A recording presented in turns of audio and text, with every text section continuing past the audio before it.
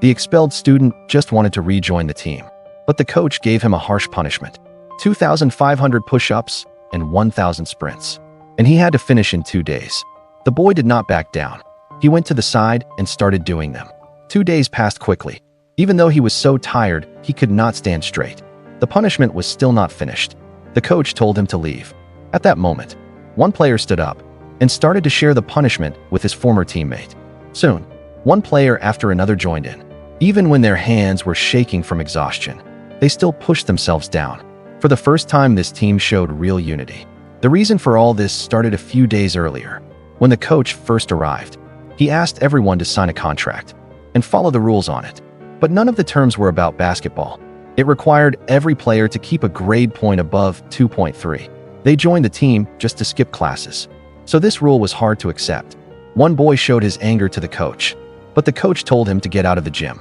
It was the first time the boy felt so disrespected. He pretended to leave, then turned back and tried to attack. But the coach was ready. He stopped him easily and threw him out. That day, the boy saw his teammates celebrating a win on the street. While they cheered for victory, the boy mocked them. He said their opponents were just unprepared. Otherwise, they could never have won. But no matter how much he tried to belittle them, the truth was they had won the game. This made the boy start to think differently. Since he was expelled, he had been hanging out with his cousin in the streets, watching his old teammates celebrate inside. He suddenly realized his mistake. The next day, he went to the gym and begged to return. And that was the scene from the beginning. With everyone's help, the boy came back to the team. But the players' grades were still too low.